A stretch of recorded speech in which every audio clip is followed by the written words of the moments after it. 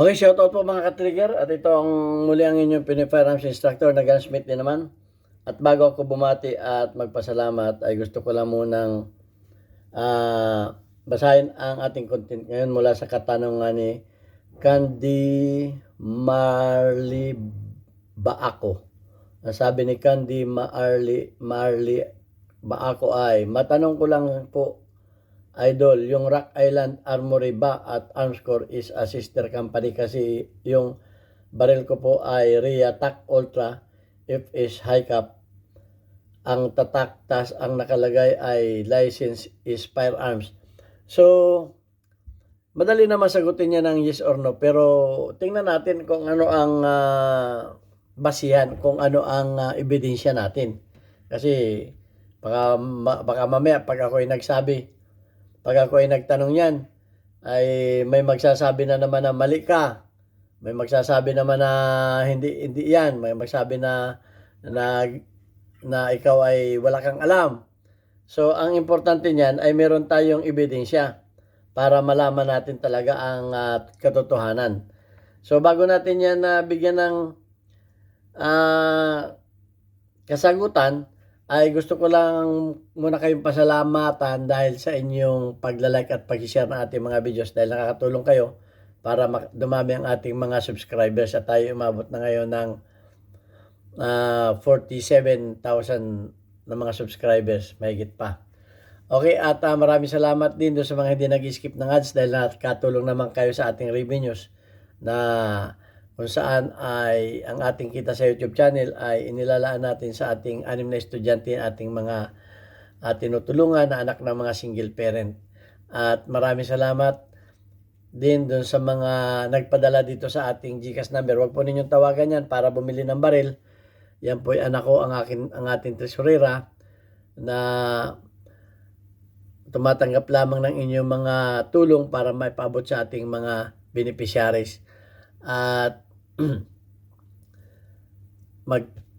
mag-message kayo dyan o tumawag para kayo ay ma-recognize ng ating YouTube channel kagaya ni Aljun Dating at Jubit Francisco. Gayon din, maraming salamat lalo tigit kay Sir Noli Peace America sa patuloy na pagsuporta sa ating mga beneficiaries. Maraming salamat, Sir, sa muli ninyong pagpapadala sa ating premiere videos. Pagpalain kayo ng Panginoon at bigyan ng maraming pagpapala para marami pa kayong matulungan. Okay, so ano ba ang totoo? Baka kasi pag sinabi kong yes ay maraming hindi maniwala. So ito na ang katotohanan. Ang sabi ng Google ay tinanong natin ang Rock Island ba at ang Armscore ay sister company? Ang sabi ay yes. Rock Island Armory and Armscore are essentially the same company. Ay isang kumpanya lang pala yan, the same company. With Rock Island Armory being brand name of the Armscore Corporation. Yung Rock Island Armory pala ay being a brand name of Armscore Corporation, which acquired in 1985. Noong 1985 pa pala in-acquired ng Armscore ang Rock Island Armory. Noong 1985. Armscore is the manufacturer. Ang Armscore ang nagmamanufacture and developer of the firearms at ibinibenta naman under the Rock Island Armory name. Ayun. Kaya Rock Island Armory ang pangalan, ang nagmanufacture naman ay Armscore. Kaya yun ang nakalagay sa iyong rehistro ay kung sino yung nagmanufacture. Ang nagbenta lamang ay Rock Island. Kaya nakalagay doon sa manufacturer ng iyong firearms ay Armscore. Yun ang maliwanag doon. Here's a breakdown of their relationship. Ito na ang katotohanan sa kanilang relasyon.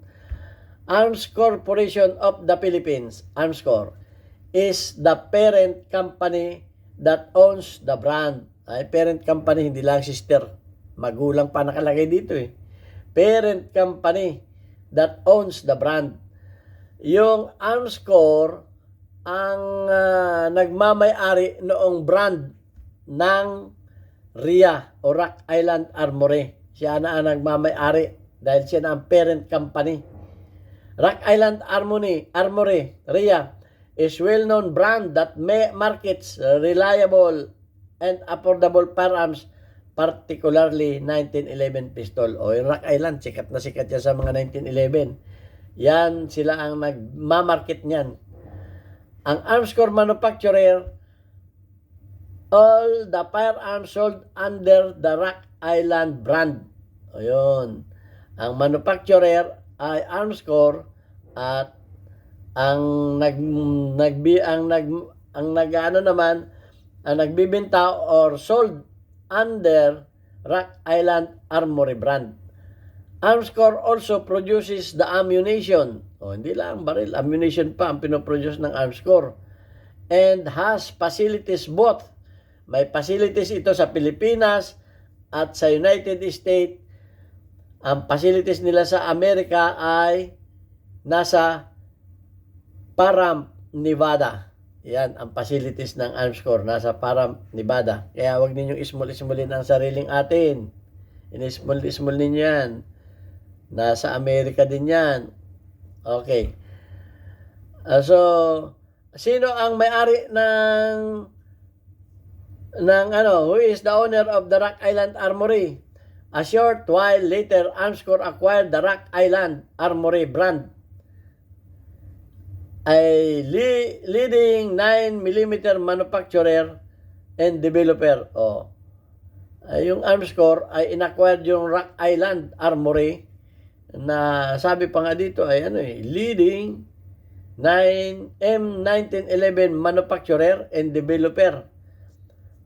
The future looks very bright as Martin Tuason. So, ang nagmamay-ari ng Armscore ay si Martin Tuason. Si Sir Martin Tuason. Yan ang nagmamay-ari. Siya ang CEO ng kumpanyang Armscore. The third generation of the family prepares to lead the companies forward. Patatlong generation na siyang humawak. Mula dun sa lulo, dun sa anak, sa apo. Patatlo nga siya. Yung lulo niya ang talagang may-ari niya kasi 3 generation na siya. Yung lulo. Tapos sumunod yung tatay niya, yung anak. Ay ngayon siya ay apo na. Patatlong generation na siya. Kasi pa ito pre-World War pa ito, mayroon na. Yung Armscore. May video na tayo niyan, yung history ng Armscore. So yan, kaya patatlo na siya. Sino ang bumili ng Rock Island Armory? Ang sabi ay, noong 1985, Armscore established its presence in the United States. Noong 1985, na-establish ang Armscore sa Amerika by opening an office in Pahrump, Nevada. Nag-office sila ng office doon sa Pahrump, Nevada. At the same year, noong taon din ito, ay inacquire nila ang Rock Island Armory brand, a US-based company. Amantakin mo, Pilipino, bumili ng US company. Saan ka dyan? Yung Rock Island Armory kasi, sikat yan sa Amerika kasi doon nag-umpisa yan Naka-US-based company, founded in 1977. Ang nag-found ng Rock Island Armory noong 1977 pa. So nauna pa ito sa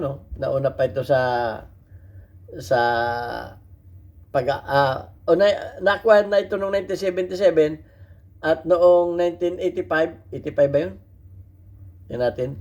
Okay, 1977 pa yung Rock Island at noong 1985 napapunta na siya sa Armscore. Ang sabi dito ay noong 1977, pero ang nag-ano talaga nito, ang founded talaga ng Rock Island Armory ay David Rizzi in Colonna, Illinois. Sa Illinois naman galing yan. So, mas maganda yung para wala nang magtanong pa kung mga history na yan. May magtatanong pa ng panoorin lang yung mga video, malaman na ninyo yan. 1977, yung founded yang Rock Island Armory by David Rizzi ng Colona, Illinois. Yan. Ano pa ang gusto niyo malaman? Armscore.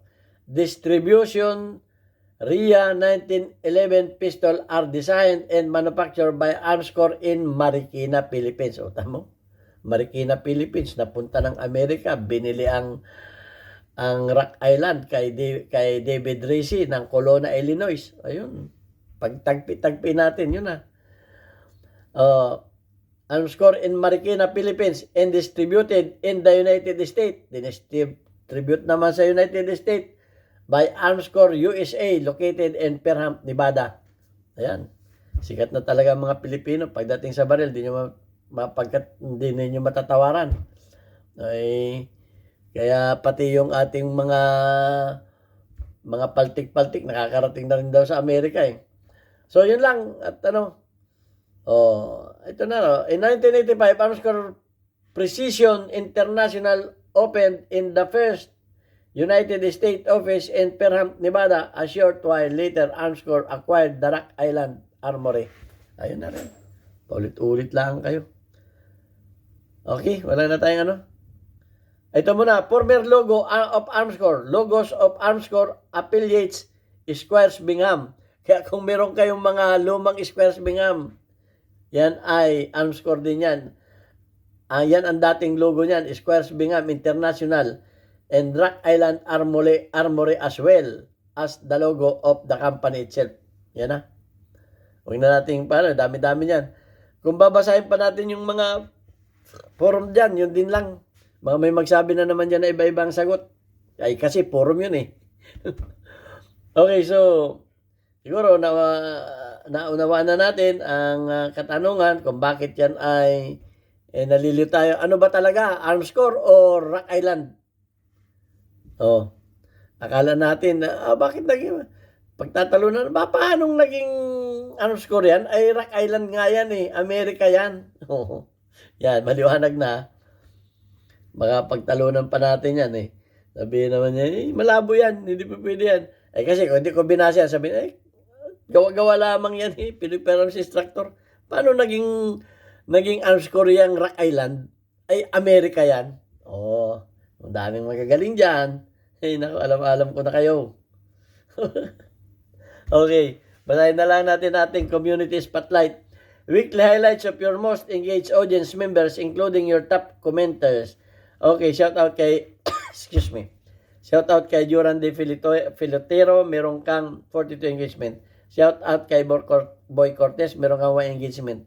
Shout out kay Boy Llanes, meron kang 47 engagement. Shout out kay Domingo Ramos, meron kang 3 engagement. At shout out kay Jerry Francisco, meron kang 39 engagement. At shout out sa mga kababayan ko sa Pinamalayan Oriental Mindoro. Bisitahin po ninyo yung aming bagong Papa Burger dyan. Kung kayo ay napapa burger, nandito na ang masarap na burger. Mapapa-burger kayo sa sarap. Dyan sa akin dating machine shop, Alvarez Street, Pinamalayan Oriental Mindoro, makaka-avail kayo ng buy one take one na masarap na burger. At marami pa kayong pagkain na pwedeng ma-order dyan. Thank you very much.